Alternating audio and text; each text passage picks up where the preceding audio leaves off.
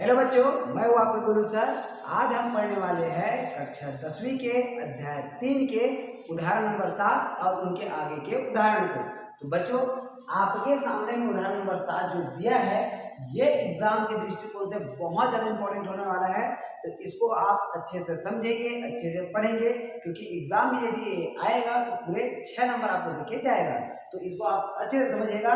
तो चलिए हम बढ़ते हैं अपने उदाहरण की ओर। इसमें बोला गया है, एक व्यक्ति की वर्तमान आयु उसके पुत्र के वर्तमान आयु के वर्ग के बराबर है, और यदि 1 वर्ष पहले उस व्यक्ति की आयु उसके पुत्र के आयु का 8 गुना थी, तो दोनों की वर्तमान आयु ज्ञात कीजिए। तो यहाँ पर हमको 2 जन मिला है, एक है एक व्यक्ति और दूसरा है उसके पुत्र। तो इसमें हम किसी ना किसी को मान के चलेंगे। तो जब भी आप इस तरीके से क्वेश्चन पढ़ेंगे तो इसमें जो बाद में दिया रहेगा हम उसके आयु को मान के चलेंगे। देखिए, यहाँ पर व्यक्ति शुरू में दिया है और बाद में उसके पुत्र दिया है, तो हम किसके आयु को मान के चलेंगे? हम उसके पुत्र के आयु को मान के चलेंगे, क्योंकि उसका पुत्र जो है वो बाद में दिया है। और जब भी आयु वाला बात आएगा तो हम हमेशा वर्तमान आयु को ही मानेंगे। किसको मानेंगे? वर्तमान आयु को। तो चलिए हम स्टार्ट करते हैं अपना क्वेश्चन। इसमें हो जाएगा हमारा, माना व्यक्ति के पुत्र की वर्तमान आयु, जो बाद में दिया है हम उसको मान के चलेंगे। तो माना व्यक्ति के पुत्र की वर्तमान आयु, पुत्र की वर्तमान आयु, ध्यान से समझिएगा।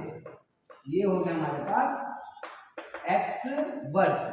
अब एक बात आप मुझे बताइएगा, मान लो मैं कहता हूं एक व्यक्ति है और उसके पुत्र है। मान लो उसके पुत्र की आयु मैंने कह दिया 10 वर्ष है, उसके पुत्र की आयु कितना है? 10 वर्ष। अब आपको बोला गया है व्यक्ति की आयु उसके पुत्र की आयु का वर्ग के बराबर है। तो यदि व्यक्ति के पुत्र की आयु 10 वर्ष है तो इसका व्यक्ति की आयु कितना मिलेगा? तो हमको 10 का वर्ग करना पड़ेगा, मतलब हमको कितना मिल जाएगा? 100। ध्यान समझिए। और मान लो मैं कहता हूं व्यक्ति के पुत्र की आयु 5 वर्ष है, तो हमको व्यक्ति की आयु क्या मिलेगा? 5 का वर्ग, क्योंकि इसमें बोला गया है ना, व्यक्ति की वर्तमान आयु उसके पुत्र की वर्तमान आयु के वर्ग के बराबर है।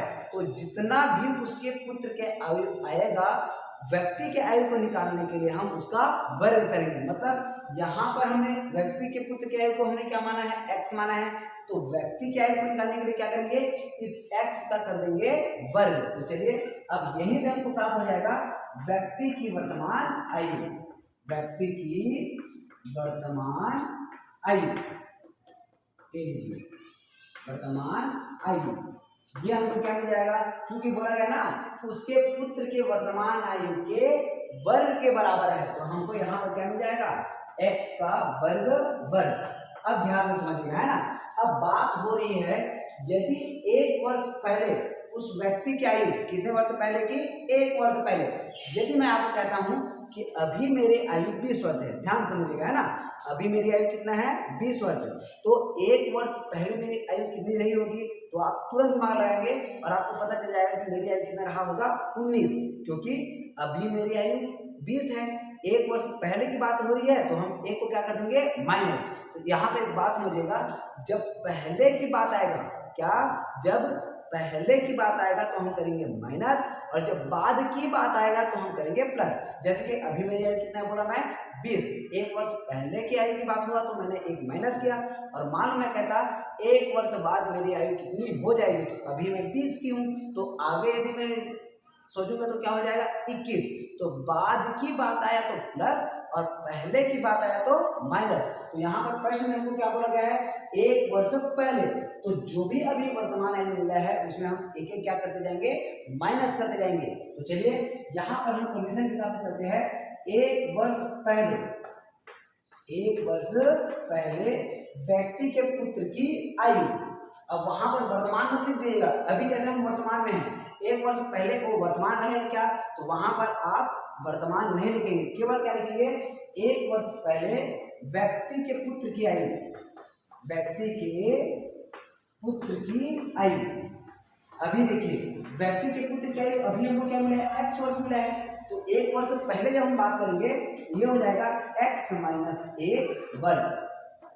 अब ये तो हो गया व्यक्ति के पुत्र की बात। अब सीधा व्यक्ति की जब बात करेंगे तो अभी व्यक्ति की वर्तमान आयु x का वर्ग है, जब इसमें एक माइनस किए तो इसमें भी क्या करना पड़ेगा, एक माइनस करेगा, क्योंकि यहाँ पर एक वर्ष पहले की बात हो रही है तो इसके में भी एक माइनस करेंगे, इसके में भी एक माइनस करेंगे। तो चलिए भाई व्यक्ति की आयु निकालेंगे यहाँ से, व्यक्ति की आयु ये हो जाएगा हमारे पास x का वर्ग। अभी व्यक्ति की आयु क्या है, x का वर्ग है, वहां पर x था तो x माइनस 1 किए, यहाँ पर x का वर्ग है तो x का वर्ग माइनस 1 वर्ष। ये हो जाएगा एक वर्ष पहले के। देखिए एक वर्ष पहले की जब बात आता है तो हमको कुछ कंडीशन दिया है जिसको हम कहेंगे प्रश्नानुसार।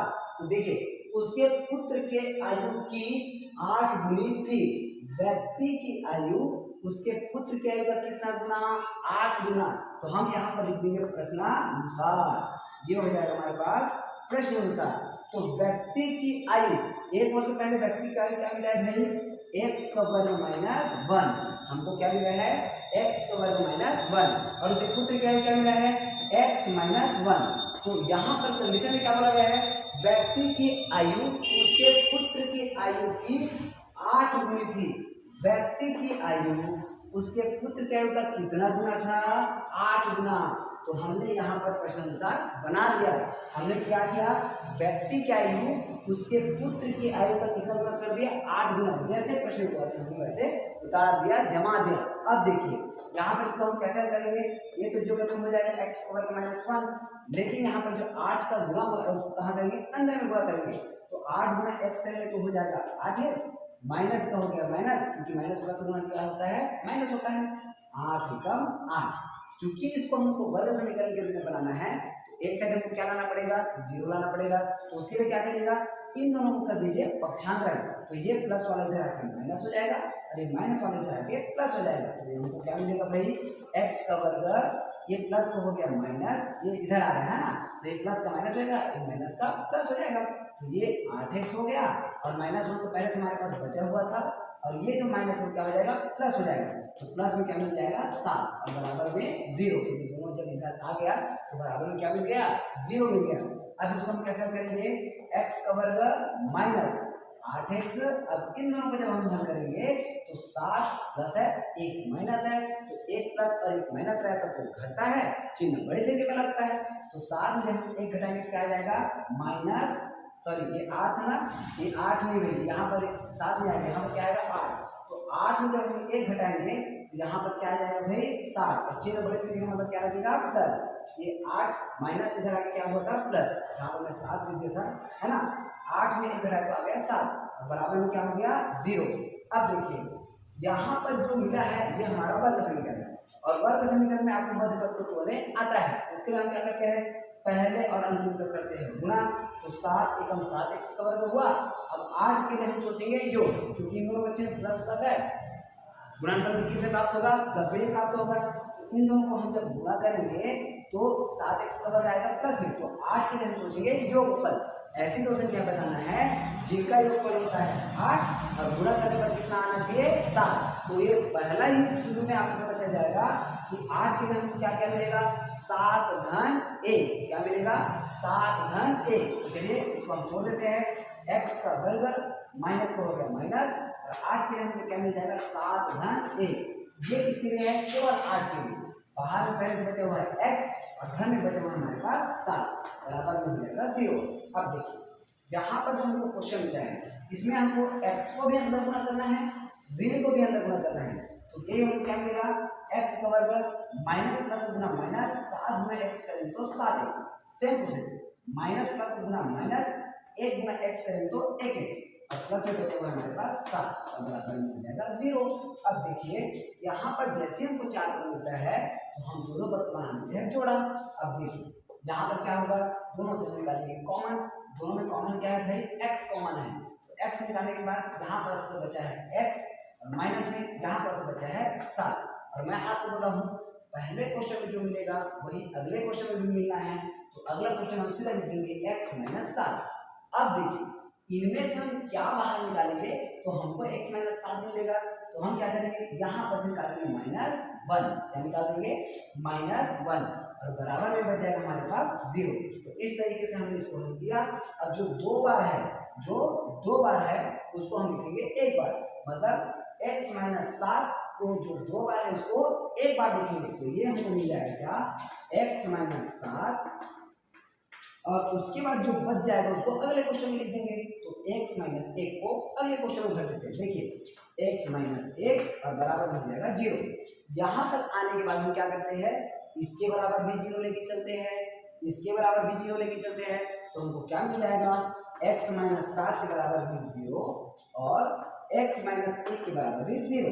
तो यहाँ से हमको मिल जाएगा x का मान 7 और यहाँ से मिल जाएगा x का मान 1। अब देखिए यहाँ पर यदि किसी x का मान जो है ऋणात्मक में होगा तो आप ऋणात्मक को सीधा सीधा छोड़ देंगे, लेकिन हमने देखा कि यहाँ पर दोनों के दोनों का चिन्ह क्या है, पॉजिटिव है, धनात्मक है।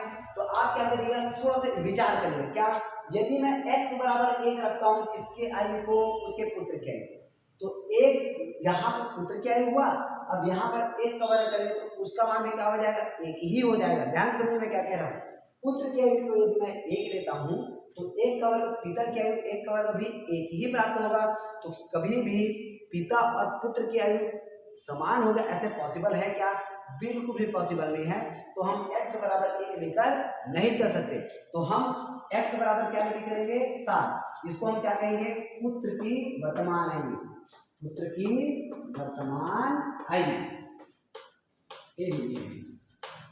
अब x बराबर 7 प्लस जब पुत्र की वर्तमान आयु माने तो पिता की वर्तमान आयु कैसे जाएगा, पिता की वर्तमान आयु,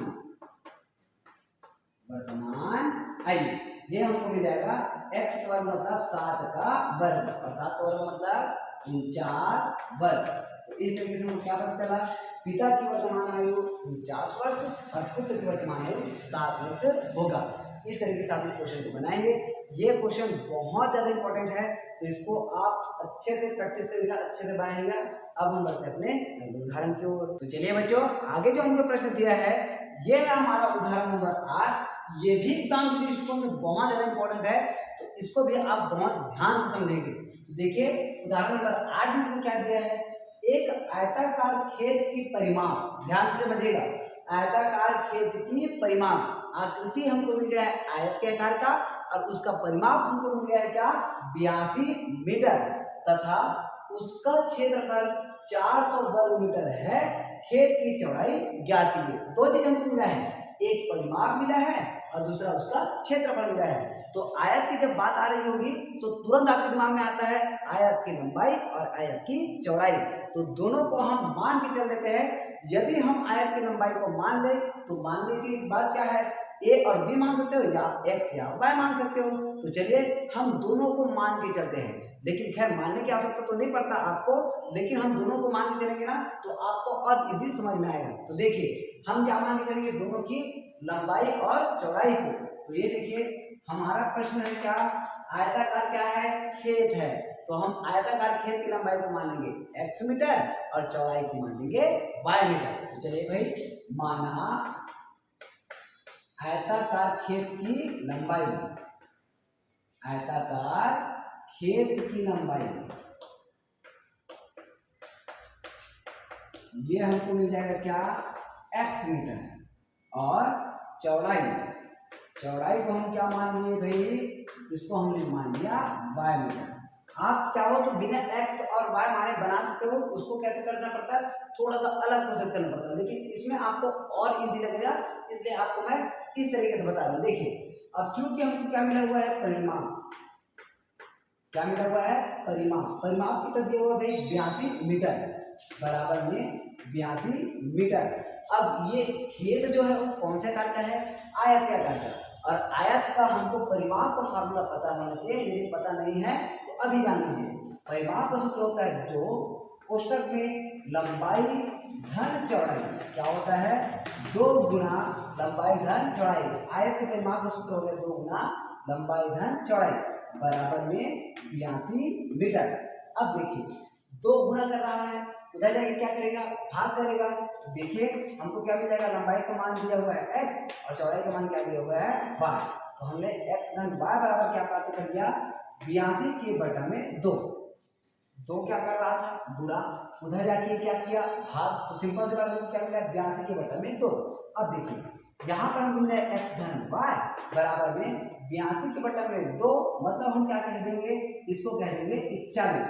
अब ध्यान समझिए, हमको यहाँ से किसका मान प्राप्त हो सकता है, y का या तो x का।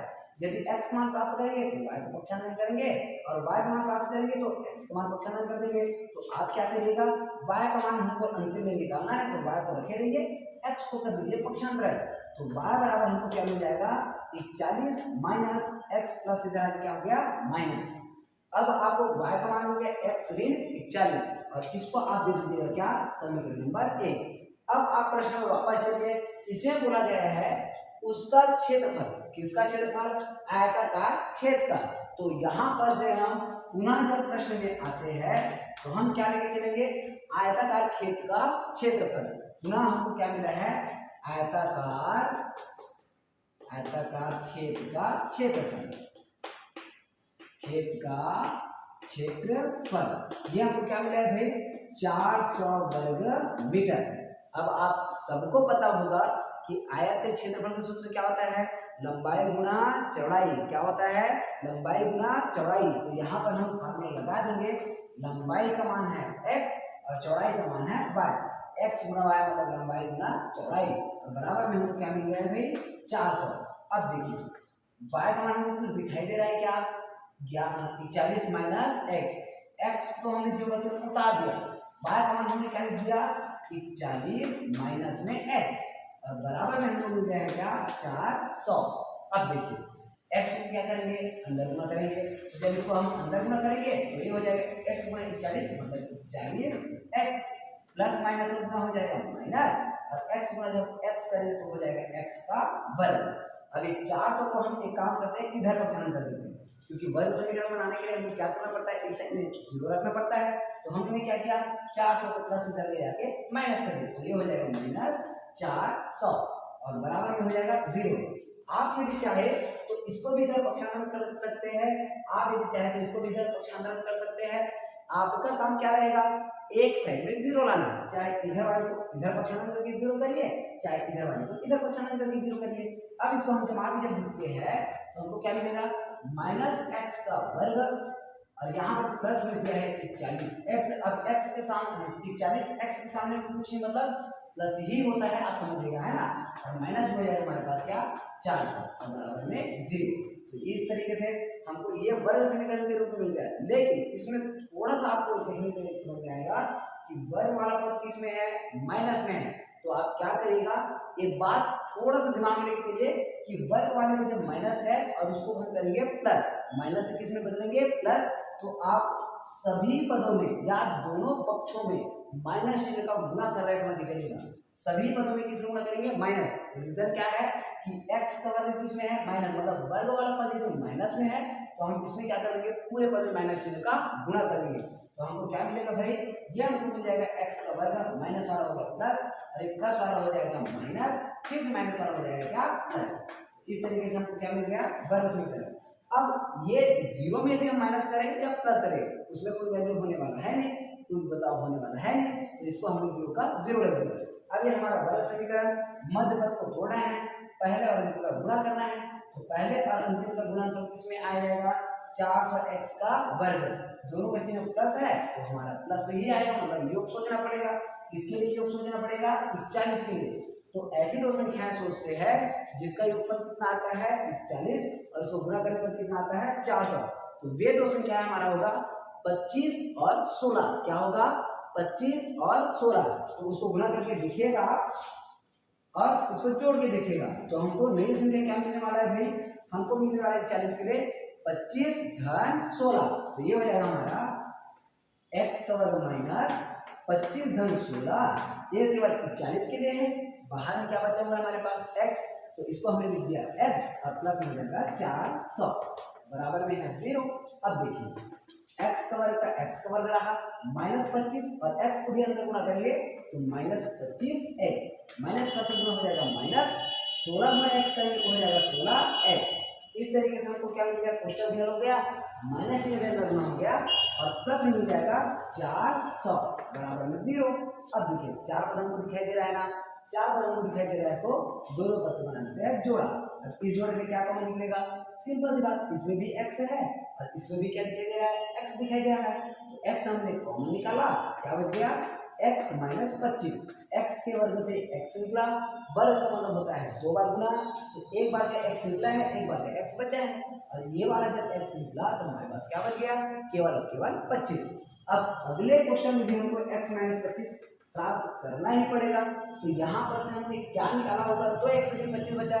तो देखिए यहाँ पर x के साथ ऋण 16 है और यहाँ पर केवल x है, मतलब हमने क्या बाहर निकाला होगा, ऋण 16 को बाहर निकाला है। इसको बाहर निकाला है ऋण 16, इसको अंदर गुणा करके भी दे सकते हो, ये आपको प्राप्त हो जाएगा और बराबर में क्या मिल जाएगा 0। फिर जो 2 बार है उसको एक बार लिखना है, तो 2 बार कौन है भाई x ऋण 25, तो x ऋण 25 और गुणा में हो जाएगा x ऋण 16। अब x ऋण 16 कहाँ से आया, इन जो 2 बार है उसको एक बार लिखने के बाद जो बच जाता है उसको अगले क्वेश्चन में लिखते हैं और बराबर में हो जाएगा हमारे पास 0।